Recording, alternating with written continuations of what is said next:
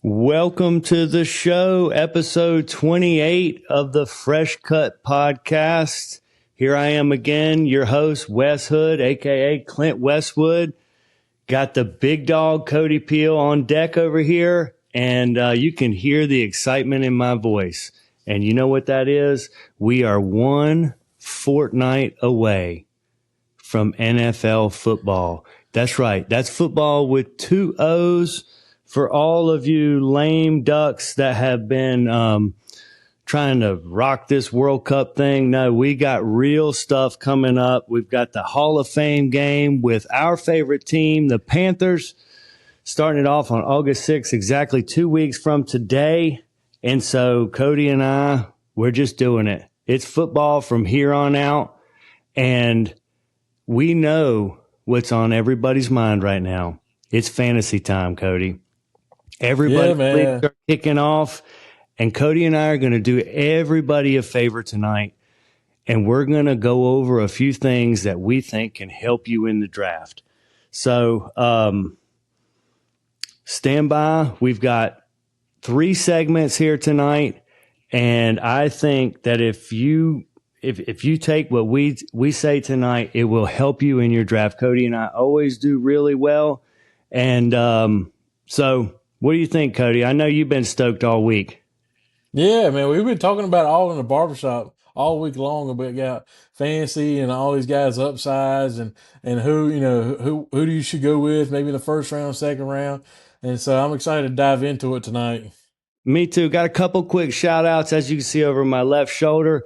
The lab rat, big dog Cody Peel got me this. This is for our 2026 Stanley Cup champions. And another shout out to Jason McDowell, a.k.a. Jake, brought me the Ian Kinsler jersey from Globe Life Stadium. That was very nice of him. He's in our league. Good player, definitely. Little Jason Kelsey lookalike. So, he's got the inside track. But I digress. Let's go ahead and get into it. And one of the things that Cody and I are big on that's controversial is we're about the quarterback.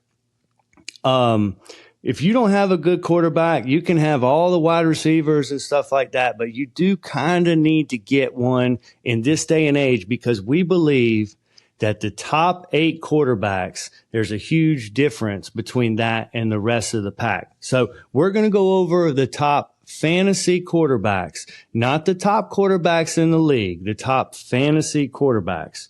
So, I'm going to let Cody start off, and we're just going to kind of go over and analyze each one of these guys and see if they're worth drafting a little higher than their projection. So who's the number one guy this year, Cody? I don't think there's much debate on that, huh? No, there's no debate on who's number one. By far, it's Josh Allen. Josh Allen, I feel like personally, when it comes to fantasy, he's in his own class. Now, some people can say Lamar Jackson is up there with him. Lamar Jackson's really good, of course, but Lamar Jackson's been unhealthy. He was unhealthy last year a lot of the season, and so with Josh Allen, you can really depend on him, especially in the red zone. You're talking about one of the top red zone rushing quarterbacks. Kind of reminds me of a little bit of Cam Newton back in the day. Whenever you got in the red zone, he was going to get in by himself, basically. And so it also helps that his offensive coordinator, best friend maybe, is also the head coach now. And so, does that pick up? Does the offense get even better when your offense coordinator from last year is now the head coach? But Josh Allen is by far number one just because of his legs. He's a big dude. He's going to be able to get over the goal line, and he's had plenty of rushing touchdowns, so that's why he's number one on the list in fantasy. And it's like that for every ranking that you pull up with all the fantasy rankings. Yeah, I totally agree. One of the main there's 2 differences between Josh Allen and Lamar, and obviously the injury history with Lamar. But one of the things that you pointed out in the barbershop this week is when you're drafting a fantasy quarterback, one of the things to look at is a weak defense. Okay, now Buffalo has addressed some issues and things like that, but Baltimore has a decent defense. And so they may get into situations where they don't have to chuck it down the field and things like that. Whereas we know that Josh Allen is going to want to do that. Also, I know that there's no actual scientific reason for this, but new stadium, new coach, look for Josh Allen to kind of press here. Now that can go one of two ways, but right now they've got Josh Allen, 31st in picks. So if you're in a 10-person league, he's going to be one of your first picks in the 4th round, and I have no problem with that. And if you're a late 3rd rounder and you want to go ahead and snag him, I have no issue with that at all. So speaking of Lamar Jackson, I think we have him here at number 2. Now, there's different rankings everywhere, but these are the top 5 that Cody and I have kind of put together, or Cody has put together that we think are, kind of across all boards. So as we mentioned before, Lamar's got the injury history, but he's still an absolute stud, and I think he has something to prove. So I have no problem if Josh Allen's off the board to take him, slightly afterwards, late 4th round for sure. What do you think? Oh yeah, yeah. No, if someone, let's say someone gets a little crazy and real, well, real, happy with Josh Allen, and they take Josh Allen in 2nd or 3rd round, you immediately gotta start thinking when you're on the clock, like, do I pull the trigger on Lamar Jackson right here? Because I got like a big 3, and then after that, it's kind of like uh, you know, you're kind of gonna get in a mix where once you miss on the big 3, do I need to just hold back and get maybe like a Matthew Stafford or a Dak Prescott or a Bo Nix? And so, whenever you're drafting, if someone takes Josh Allen and you're pretty much right behind them, you need to start thinking about Lamar Jackson, because whenever we see a year that he maybe gets injured or it's not a good year, that next year he's winning the MVP. And I'm not saying he's going to win the MVP this year, but that next year, when he has a down year, that next year kind of reminds me of Chris McCaffrey. Whenever McCaffrey would get hurt one year, that next year he's winning Offensive Player of the Year. Just look at the facts. It's just everybody can look it up. If McCaffrey gets hurt, that next year he's winning Offensive Player of the Year. And so Lamar Jackson has that same tendency. So now he will have a new coach, a new offensive coordinator, some new pieces. So you're not going to have that familiarity that Josh Allen has with his head coach. But Lamar, like I said, change is nice, Yeah. Oh, yeah. Exactly. And he's been with John Harbaugh his whole career, and so he's pretty much the guy now. I mean, he is. At this point, you can't point the fingers at anybody. If you keep losing, you keep on losing in the playoffs. Harbaugh's not there to take the blame anymore, and so you are the guy now. And maybe this is the healthy change that he needs. Yep, I totally agree. I have no problem with Lamar. He's got to have a couple bad seasons for me to lose faith in him. And like I said, nobody knows what that conference is going to do this year. They could all be could all be studs. Cleveland maybe not so much, but so a lot of questions to be answered there. He's kind of getting drafted around 42nd, somewhere in there. So again, like Cody and I said, around the 3rd or 4th round, don't hesitate on it, because just like what Cody said, you'll see with these next few that the talent pool does tend to drop a little bit. Now, Josh Allen and Lamar Jackson, one of the things that you have with them is you have a high ceiling, but you could have a lower floor also. Both teams could get ahead and they could kind of pull the brakes a little bit. Obviously, the injury problem. So our number 3 guy, Drake, he's not the high ceiling guy, but I think he's going to be one of the more consistent guys. And I think adding A.J. Brown, I think he's got something to prove. I think Drake May you have to start looking at him this year as a top 5. And we got him kind of round 3 here.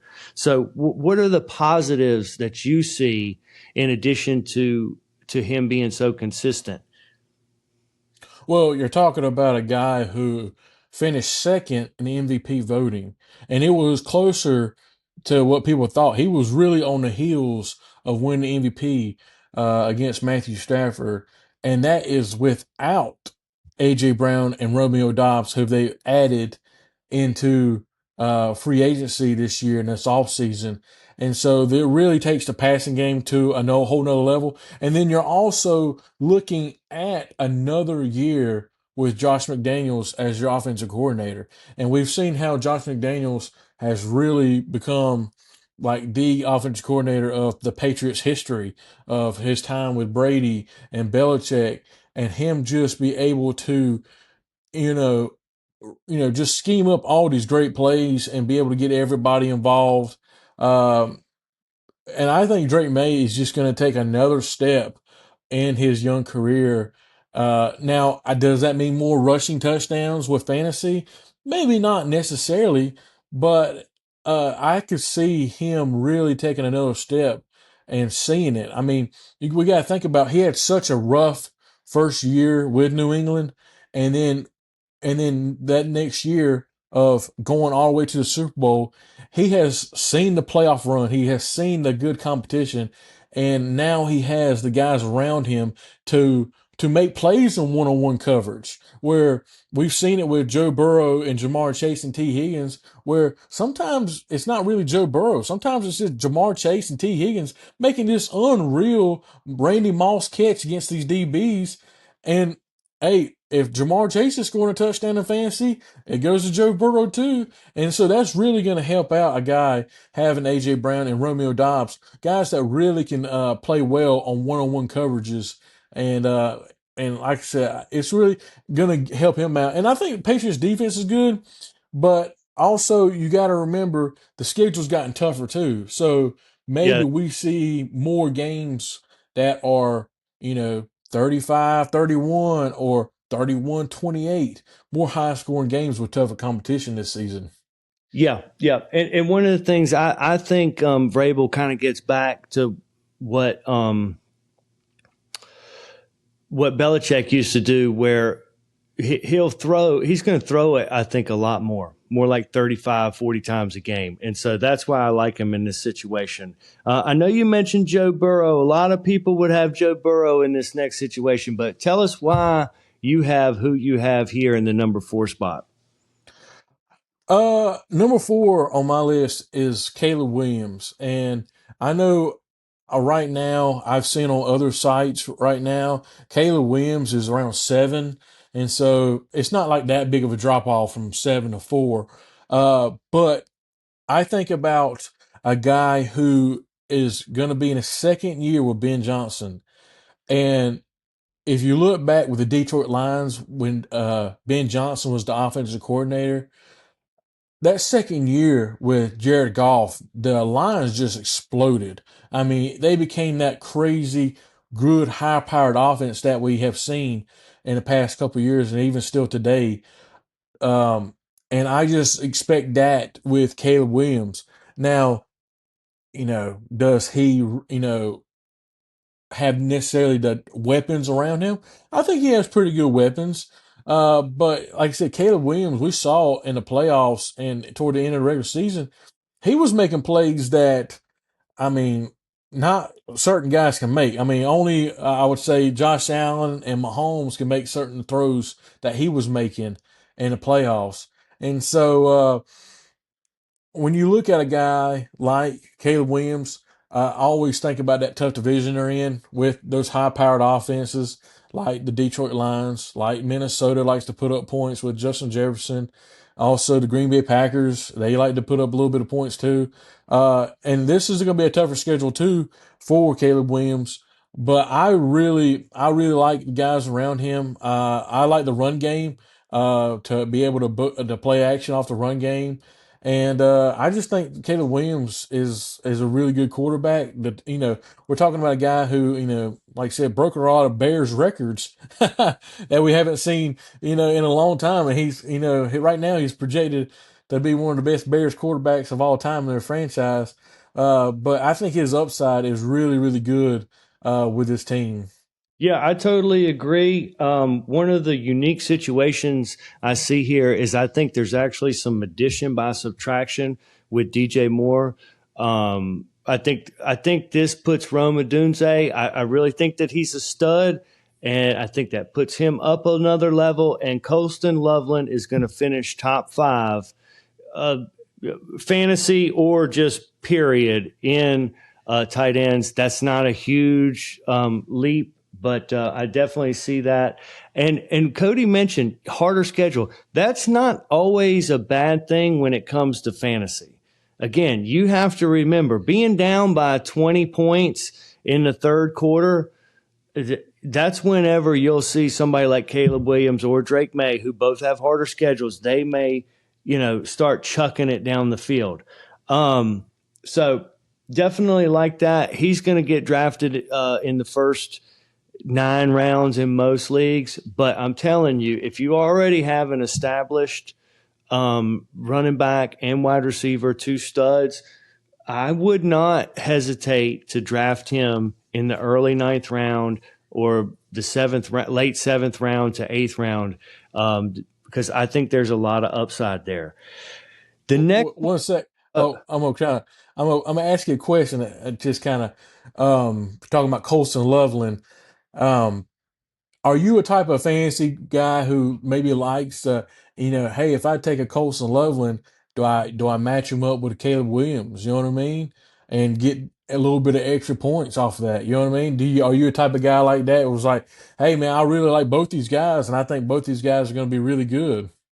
yeah. So we now I got to give two of my little things that I do in the draft. So because we're gonna give everybody a little something, and this happened to not be one of them. But to answer Cody's question, me personally, I do not try to stack when it comes to season long fantasy. Now, if you're a daily fantasy player and you're listening to this, it is the exact opposite when it comes to that. I stack on daily fantasy. That is the only way to do it, in my opinion. But I'm a firm believer in, if they have a bad game, then you have two players that have a bad game. I understand that if both players have a good game, then but Caleb Williams can have a great game, and Colston Loveland cannot. Colston Loveland can fall into the end zone, 2 touchdowns for 4 catches, 2 touchdowns for 18 yards. And that's a good day for him, whereas Caleb may not really have that much production. So I do not pair people up, and I especially don't pair up quarterbacks and running backs. That being said, if there is a stud sitting there, I don't care what it is. If you've got Jamar Chase and T. Higgins falls all the way to the 12th round or something, why don't you pick him up? Now, I know that doesn't happen. So to answer your question in a long-winded statement, no, I do not like pairing them up. So, but here's one that I think the floor can be really low on. But Jaden Daniels, is he going to make the comeback this year? Cody, is he going to revert back to the rookie year? I mean, he didn't have a bad year when he was healthy last year, but it still was a little underwhelming. So Jaden at 5. Yeah, I mean, it's truly the biggest question mark when it comes to fantasy this year. And where does he get drafted at? Right now, I've seen on rankings right now. I'm looking at one of the fantasy rankings right now. He's at 5th right now. That's a top 5 quarterback. He's at 5th Yep. right now. Who pulls the trigger on him? Is the real question. Does he fall? You know what I mean? That's a real question because of the terrible year last year of him being injured. And also the whole Terry McLaurin thing where Terry didn't sign until the first game 1. And then he played like crap because he missed the whole training camp. And then he got injured too. And then, Cliff Kingsbury's not there at offensive coordinator now. So you got a new offensive coordinator. Who the heck's the running back? Who's the offensive line? Can we name anybody on the offensive line? Larry Tunzel, left tackle. Who's else there? Who's the tight end right now? Zach Ertz ain't there no more. I mean, those are huge questions that you got to answer in drafting Jaden Daniels. But we know the talent is there. We know that the talent, if you are able to have that offense that he ran in his first rookie season, and that little bit of that read option that we have seen with guys back in the day, like a Lamar Jackson and like I mean, just all these guys like RG3 back in the day, and all these stud running quarterbacks. He can be just a monster in fantasy just by running the ball. But it's that also that question is, can he stay healthy? And he's very slight frame, and so as a Panthers fan, that we hear that all the time with Bryce Young. Bryce Young's been a whole lot healthier than Jaden Daniels and has played more seasons, and so it's very interesting to see. Do you as a fantasy player and who's going to be drafting your team take a chance on Jaden Daniels? So that's a huge question. Yeah, totally agree. Me personally, I'm going to try to avoid drafting Jaden Daniels. I don't love the team. I think Cliff Kingsbury is a pretty good offensive coordinator, but I'll tell you a circumstance where I think you may want to draft him. Let's say you're drafting, he's going to go in probably sixth, seventh, eighth round, and you're drafting, and you got that running back that you're like, the Josh Jacobs or something like that. Like, he could be good, and then maybe your wide receivers Malik Neighbors, and you're like, man, I got some question marks here if everything works out right. Sometimes that happens in the draft, and if so, I like going ahead and taking Jaden Daniels because I think that he could hit a home run here. And every once in a while you draft that team and you're like, all these players fell to you, but there's so many question marks. If you draft Justin Jefferson or Bijan Robinson or so, there's no question mark. You're going into it. If he doesn't get hurt, you're going to be good. So that's where I would draft Jaden Daniels, but number 5 is not that bad. So there's our kind of rundown on the quarterbacks. We're